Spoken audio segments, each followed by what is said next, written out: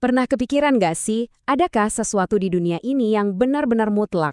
Satu kebenaran yang berlaku buat semua orang, di mana aja, kapan aja?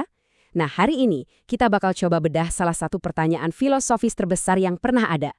Yuk, kita cari jawabannya bareng-bareng.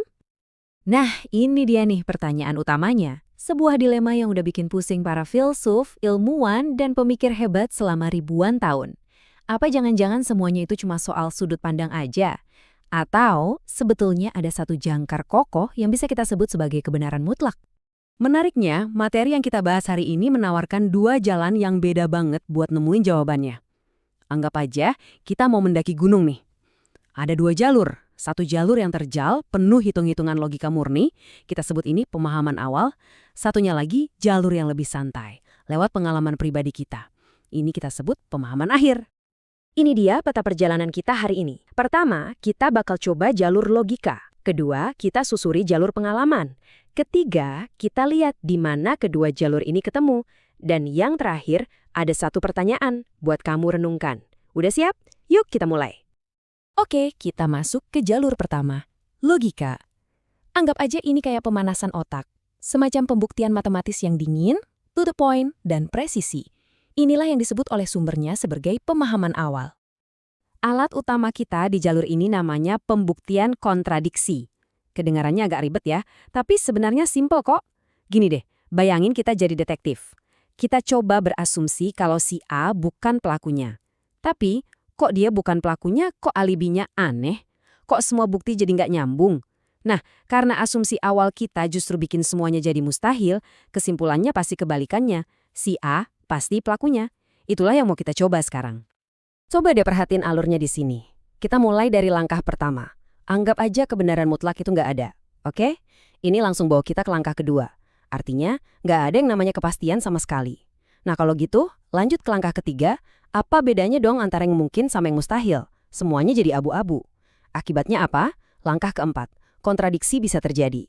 Sesuatu bisa jadi benar sekaligus salah pada saat yang bersamaan. Tapi tunggu dulu. Disinilah kuncinya, di langkah kelima. Ide tentang adanya kontradiksi itu sendiri, secara definisi adalah hal yang paling mustahil dalam logika.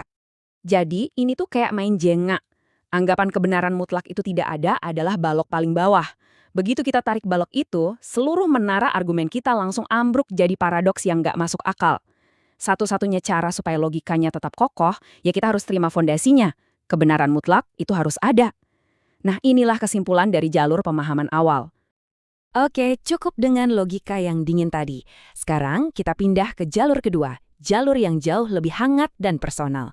Kita tinggalin dulu papan catur pikiran, dan kita coba lihat ke dalam diri kita sendiri.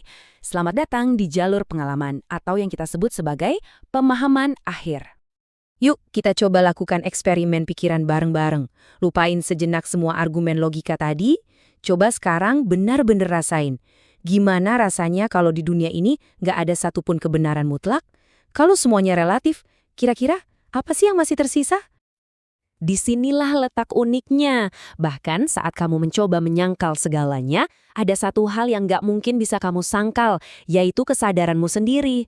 Untuk bilang nggak ada apa-apa, kamu harus sadar dulu sama konsep ada dan tiada. Dan yang paling dasar, kamu harus sadar kalau ada kamu yang lagi ngomong atau mikir. Kesadaran itu sendiri adalah fondasi yang nggak bisa digoyahkan. Nah, pertanyaan di slide ini ngena banget kan? Justru tindakan kamu meragukan, bertanya, atau bahkan menyangkal itu adalah bukti paling kuat kalau ada kesadaran yang sedang bekerja di dalam dirimu. Ini bukan lagi teori, ini fakta yang kamu alami detik ini juga. Coba deh renungin sebentar. Udah berapa lama kamu sadar kalau kamu itu ada?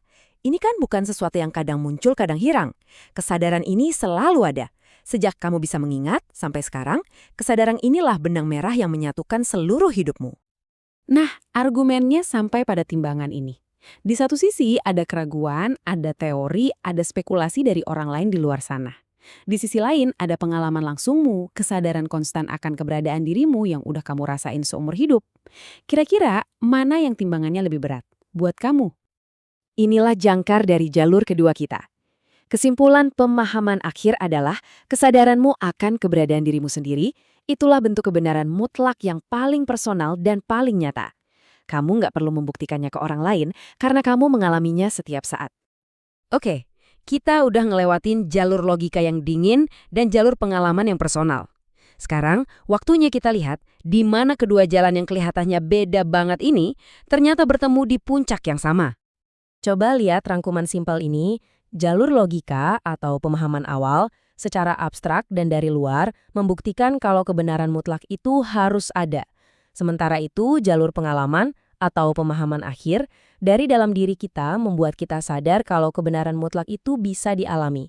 Dua metode yang berbeda, tapi tujuannya sama persis. Nah, inilah penegasan utamanya. Nggak peduli kamu mau mulai dari mana, mau lewat analisa dari luar ke dalam pakai logika, atau dari dalam keluar lewat pengalaman pribadi, kamu pasti akan sampai pada kesimpulan yang sama. Mau disebut pemahaman awal ataupun pemahaman akhir, keduanya sama-sama menunjuk pada adanya sesuatu yang fundamental dan nggak terbantahkan. Perjalanan kita hampir selesai nih. Tapi sebelum kita udahan, sumber ini meninggalkan satu pertanyaan terakhir. Bukan buat dijawab sekarang sih, tapi lebih buat jadi bahan renungan kita. Pertanyaan ini, ini mengubah perspektif. Fokusnya bukan lagi soal apakah kebenaran itu ada, tapi lebih ke apa yang kita lakukan dengan kesadaran kita. Saat kita merasa menolong orang lain, apa jangan-jangan kita sebetulnya sedang menolong atau menegaskan kesadaran diri kita sendiri yang mungkin lagi goyah? Ini pemikiran yang dalam banget untuk kita bawa pulang. Terima kasih sudah menyimak.